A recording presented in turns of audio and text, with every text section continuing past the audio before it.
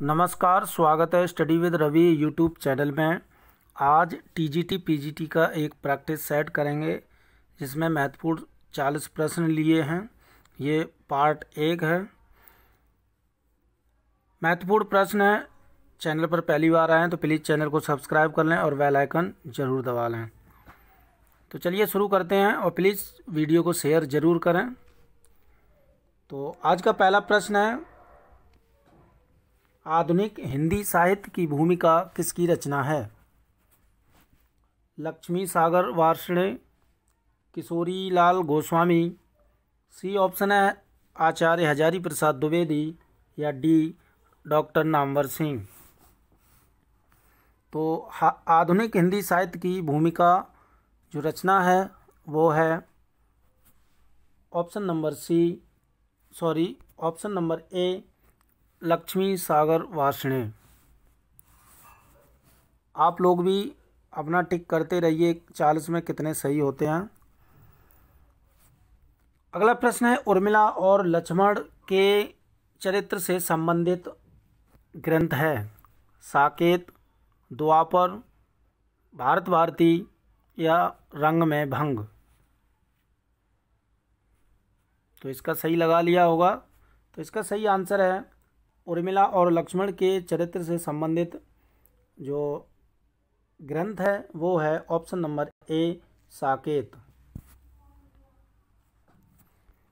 अगला प्रश्न है, छायावाद का उपनिषद किस काव्य ग्रंथ को कहा जाता है? कामायनी को, साकेत को, उर्वशी को या फिर यशोधरा को? तो इसका भी सही आंसर लगा लिया होगा। तो इसका सही आंसर है ऑप्शन नंबर ए कामायनी को। ये जयशंकर प्रसाद की रचना है और इसमें 15 सर्ग हैं।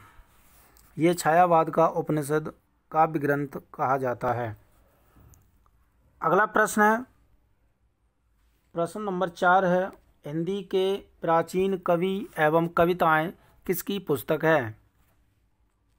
डॉक्टर उदय नारायण तिवारी की, या फिर बच्चन सिंह की, या फिर डॉक्टर राम मूर्ति त्रिपाठी की, या फिर राहुल सांकृत्यायन की? तो हिंदी के प्राचीन कवि एवं कविता पुस्तक के लेखक कौन हैं? तो इसका सही आंसर है option number D Rahul Sankrityayan. प्रश्न नंबर 5वां है कि सुख सागर किसकी प्रसिद्ध रचना है? Option A Lallulal, option B Munshi Sada Sukhlal, option C Raja Lakshman Singh, option D Shiv Prasad Sitare Hind. तो इसका सही आंसर है सुख सागर जो प्रसिद्ध रचना है वो है मुंशी सदा सुखलाल की। अगला प्रश्न है, गणपत चंद्र गुप्त ने हिंदी का प्रथम कवि किसे स्वीकार किया है? अब्दुल रहमान को, शालिभद्र सूरी को, स्वयंभू को या फिर सरहपा को? तो इसका सही आंसर है गणपत चंद्र गुप्त ने हिंदी का प्रथम कवि स्वीकार किया है option number B, option number B Shalibhadra Suri को। अगला प्रश्न है, आदिकाल का नाम वीरकाल बताने वाले लेखक कौन हैं?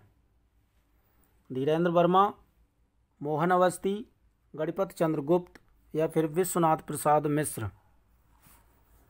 तो आदिकाल का नाम वीरकाल बताने वाले लेखक हैं option number D Vishwanath Prasad Mishra.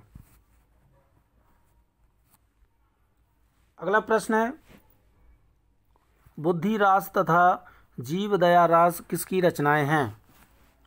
आसुगु, Devsen, Shalibhadra Suri या फिर विजय सेन सूरी? तो इसका सही आंसर है बुद्धिरास तथा दीव दया रास जो रचनाएं हैं वो हैं शालिभद्र सूरी की। अगला प्रश्न है,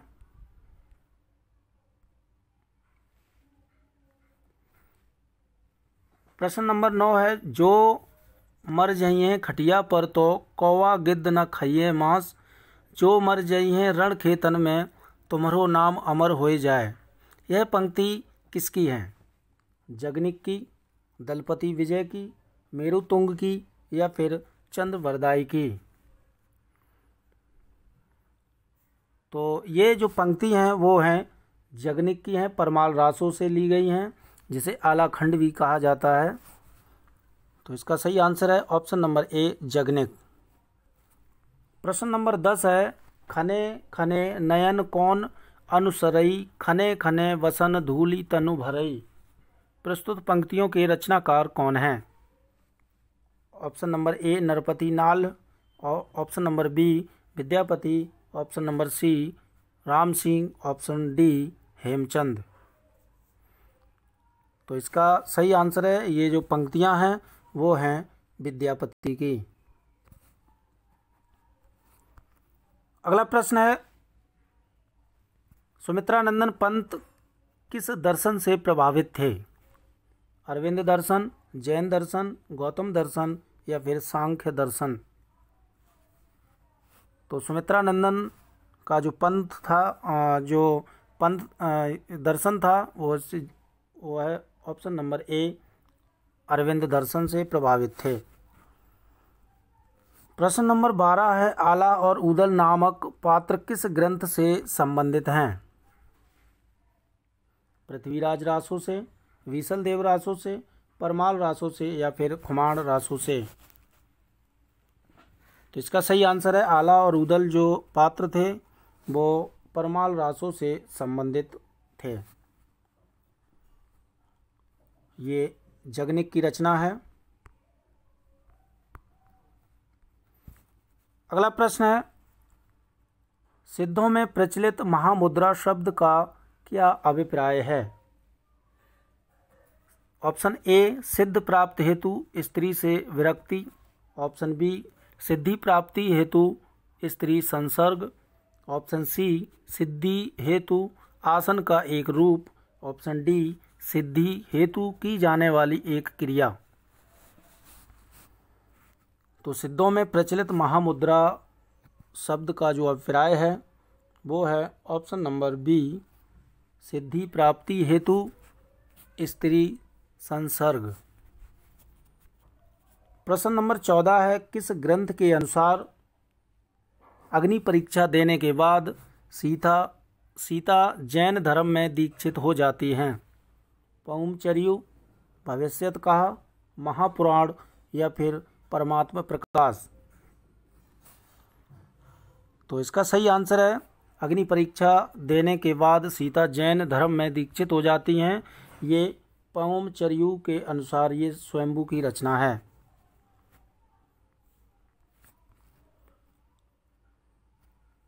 अगला प्रश्न है, प्रश्न नंबर 15 कि नंद सुवन के संगम सुखकर अधिक विराजित गोपी किस कवि की पंक्ति है?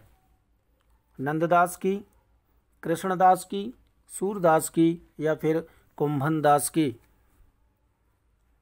तो नंद सुवन के संगम सुखकर अधिक विराजित गोपी ये पंक्ति है ऑप्शन नंबर बी कृष्णदास की। प्रश्न नंबर 16 है, आकाश धर्मा गुरु किसे कहा जाता है? वल्लभाचार्य को, रामानंद को, रामानुजाचार्य को या फिर शंकराचार्य को? तो आकाश धर्मा गुरु कहा जाता है ऑप्शन नंबर बी रामानंद को। और आकाश धर्मा गुरु हजारी प्रसाद द्विवेदी ने कहा इनको। प्रश्न नंबर 17 है, संत कबीरदास किस दर्शन से प्रभावित थे? शुद्धाद्वैतवाद, अद्वैतवाद, द्वैतवाद या फिर विशिष्टाद्वैतवाद? तो इसका सही आंसर है कि संत कबीरदास अद्वैतवाद दर्शन से प्रभावित थे। प्रश्न नंबर 18 है कि भक्ति आंदोलन को ईसाईयत की देन मानने वाले विद्वान का नाम है? राहुल सांकृत्यायन, मिश्र बंधु, गारसा दातासी या फिर जॉर्ज ग्रियर्सन? तो भक्ति आंदोलन को ईसाईयत की देन मानने वाले जो विद्वान हैं वो हैं option number D, George Grierson. अगला प्रश्न है, भक्तमाल में रामानंद के कितने शिष्य बताए गए हैं? 12, 13, 9 या फिर 10? तो इसका सही आंसर है ऑप्शन नंबर ए, 12। प्रश्न नंबर 20 है, मात पिता जग जाहि तज्यो विधु न लिख्यो कछु भाल भलाई। यह पंक्ति गोस्वामी तुलसीदास कृत किस ग्रंथ की है? कवितावली से या दोहावली से या कृष्ण गीतावली से या फिर गीतावली से? तो इसका सही आंसर है ऑप्शन नंबर ए, ये कवितावली से। ये पंक्ति कवितावली से ली गई है। अगला प्रश्न है, निम्नलिखित में से कौन सा युग्म सुमिलित नहीं है? रामायण महानाटक प्राणचंद्र चौहान, भाषा हनुमान नाटक हृदयराम, हनुमत चरित रायमल पांडे, कुंडलियाँ प्राणचंद्र चौहान। तो इनमें से जो सुमिलित नहीं है वो है ऑप्शन नंबर डी, कुंडलियाँ प्राणचंद्र चौहान। ये सुमिलित नहीं है, बाकी तीनों सम्मिलित हैं। रामायण महानाटक के लेखक प्राणचंद्र चौहान हैं और भाषा हनुमान नाटक ये हृदयराम की रचना है और ऑप्शन नंबर सी हनुमत चरित रायमल पांडे की रचना है। तो ये तीनों सही सम्मिलित हैं, जबकि डी कुंडलियाँ प्राणचंद्र चौहान की नहीं है। प्रश्न नंबर 22 है, सूर सारावली में सूरदास ने अपनी अवस्था कितनी बताई है? 65 वर्ष, 67 वर्ष, 70 वर्ष या फिर 80 वर्ष? तो इसका सही आंसर है ऑप्शन नंबर बी, 67 वर्ष बताई है। प्रश्न नंबर 23 है, निम्नलिखित रचनाओं को सम्मिलित कीजिए।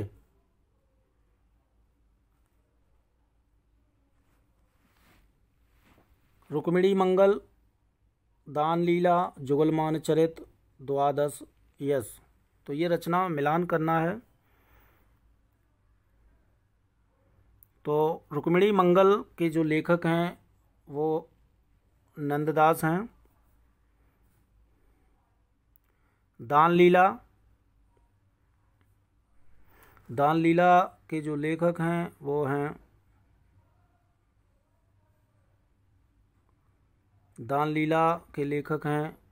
Option number 4 Nanddas. जुगलमान चरित ये चतुर्भुज दास की रचना है।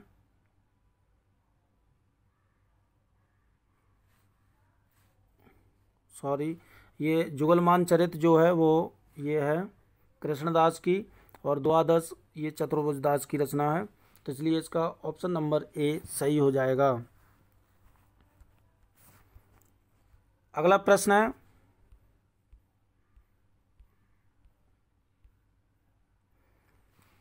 प्रश्न नंबर 24 है, हे विधना तोसो अचरा पर पसारी मांगो जन्म जन्म दीजो या ही ब्रज बसियो। प्रसिद्ध पद किस कवि का है? तो ये जो पद है ये है छीत स्वामी का। प्रश्न नंबर 25 है, हरिचरित नामक ग्रंथ के रचयिता कौन हैं? कृपाराम, लालचदास या फिर छीहल या नरोत्तम दास? तो हरिचरित नामक ग्रंथ के लेखक हैं लालचदास। प्रश्न नंबर 26 है, अलक शतक तथा तिलक शतक ग्रंथ के रचनाकार कौन हैं? मुबारक, सेनापति, बनारसी दास जैन या फिर रहीमदास? तो इसका सही आंसर है ऑप्शन नंबर ए मुबारक। प्रश्न नंबर 27 है, बेली कृष्ण रुक्मिणी री रचना किस कवि की है? पृथ्वीराज की या फिर काशीराम की या लालचदास की, वो लालचंद की, या फिर आलम की? तो बेली कृष्णन कृष्ण रुक्मिणी दी इस रचना के लेखक हैं पृथ्वीराज। प्रश्न नंबर 28 है, हिंदी रीति ग्रंथों की परंपरा चिंतामणि त्रिपाठी से चली, अतः रीति काल का आरंभ उन्हीं से मानना चाहिए। यह कथन किस आलोचक का है? आचार्य महावीर प्रसाद द्विवेदी का, या फिर आचार्य हजारी प्रसाद द्विवेदी का, या आचार्य रामचंद्र शुक्ल का, या फिर डॉक्टर नगेंद्र का? तो ये कथन जो है वो आचार्य रामचंद्र शुक्ल का कथन है कि हिंदी रीति ग्रंथों की परंपरा चिंतामणि त्रिपाठी से चली, अतः रीति काल का आरंभ उन्हीं से मानना चाहिए। यह कथन रामचंद्र शुक्ल का है। प्रश्न नंबर 29 है कि निम्नलिखित में से कौन एक चिंतामणि त्रिपाठी का भाई नहीं था? भूषण, मतीराम, जटाशंकर या रत्नाकर? तो इसका सही आंसर है ऑप्शन नंबर डी, रत्नाकर। ये चिंतामणि के भाई नहीं थे, जबकि भूषण और मतीराम, जटाशंकर ये तीनों चिंतामणि त्रिपाठी के भाई थे। प्रश्न नंबर 30 है, द्रोण पर्व तथा युक्ति तरंगिणी के रचनाकार कौन हैं? कुलपति मिश्र, सुखदेव मिश्र, कालिदास त्रिवेदी या नेवाज? तो द्रोण पर्व तथा युक्ति तरंगिणी के रचनाकार हैं ऑप्शन नंबर ए, कुलपति मिश्र। प्रश्न नंबर 31 है कि रीतिकाल के प्रतिनिधि कवियों में से सबसे अधिक ग्रंथों की रचना किसने की? भूषण ने, बिहारी ने, सेनापति ने या फिर देव ने? तो रीतिकाल के प्रतिनिधि कवियों में से सबसे ज़्यादा जो ग्रंथों की रचना की वो की है देव ने। ये देव इटावा के थे और इनका जो जन्म हुआ था 1673 ईस्वी में हुआ था। अगला प्रश्न है, काव्य सरोज नामक रीति ग्रंथ के रचयिता हैं? श्रीपति, कवींद्र, श्रुति मिश्र या फिर देव? तो काव्य सरोज नामक रीति ग्रंथ के रचनाकार हैं ऑप्शन नंबर ए, श्रीपति। प्रश्न नंबर 33 है, शरती न चौकी नगजरी यातें उर्मे लाए, छाए परे परिपुरुष की नित्य धर्म नसाए? पंक्तियों के रचनाकार हैं देव, सेनापति, तोषनिधि या रसलीन? तो इस पंक्ति के रचनाकार हैं ऑप्शन नंबर डी, रसलीन। कि सरति न चौकी नगजरी यातें उर्मे लाए, छाए परे परपुरुष की नित्य धर्म नसाए? इस पंक्ति के रचनाकार हैं ऑप्शन नंबर डी, रसलीन। प्रश्न नंबर 34, कृपाकंद के रचनाकार कौन हैं? घनानंद, रसनिधि, सूदन या लाल कवि? तो इसका सही आंसर है कृपाकंद के रचनाकार हैं ऑप्शन नंबर ए, घनानंद। प्रश्न नंबर 35, अति खीन मृणाल के तारहूँ तय नहीं ऊपर पाँव दे आवनो है, सुही बेह के द्वारा सके न तहाँ पर तीती को टांडो लदावनो है? यह काव्य पंक्तियाँ किसकी हैं? रसनिधि की, बोधा की, आलम की या सेनापति की? तो ये पंक्तियों के जो रचनाकार हैं वो हैं ऑप्शन नंबर बी, बोधा की। प्रश्न नंबर 36 है कि नाभादास कृत अष्टयाम में किसकी दिनचर्या का वर्णन है? भगवान राम की, भगवान कृष्ण की, राधा की या फिर रुक्मिणी की? तो नावादास कृत अष्टयाम में जो है वो भगवान राम की दिनचर्या का वर्णन है।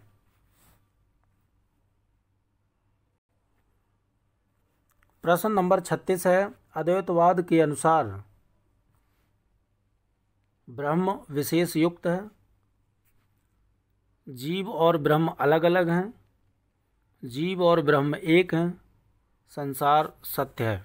ये अद्वैतवाद के अनुसार बताना है इनमें से कौन सा विकल्प सही है। तो इसका सही आंसर है ऑप्शन नंबर सी, जीव और ब्रह्म एक हैं, ये अद्वैतवाद के अनुसार। प्रश्न नंबर 38 है, आत्म चिकित्सा, तत्व दीपक तथा धर्म संवाद आदि काव्य ग्रंथों के रचनाकार हैं? हरिहर स्वामी, राजा शिव प्रसाद सितारे हिंद, शिवानंद या फिर श्रद्धाराम फिल्लौरी? तो आत्म चिकित्सा, तत्व दीपक तथा धर्म संवाद ये काव्य ग्रंथों के जो रचनाकार हैं वो हैं option number D, Shraddharam Phillauri.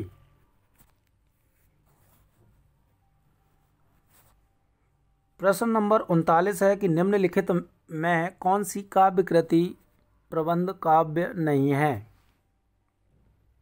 Chandi चरित, रामचरित, सुजान चरित या फिर सुजान हित प्रबंध?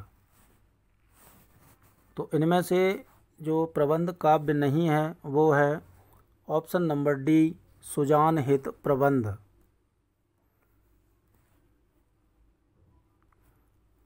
प्रश्न नंबर 40 है कि निम्नलिखित में से कौन सी रचना प्रताप शाही की नहीं है? श्रृंगार मंजरी, व्यंगार्थ कौमुदी, काव्य विलास, नवरस तरंग? तो इनमें से प्रताप शाही की रचना नहीं है, बताना है। तो इसका सही आंसर है ऑप्शन नंबर डी, नवरस तरंग, ये इनकी रचना नहीं है। श्रृंगार मंजरी, व्यंगार्थ कौमुदी, काव्य विलास ये तीनों रचनाएं प्रताप शाही की हैं। तो ये थे महत्वपूर्ण प्रश्न भाग 1 प्रैक्टिस सेट। इसके बाद भाग 2 कल प्रैक्टिस सेट इसके आगे करवाएंगे। तो ये प्रश्न अच्छे लगे हो तो प्लीज़ वीडियो को लाइक करें और चैनल को सब्सक्राइब ज़रूर करें और वीडियो भी शेयर करें। Thank you.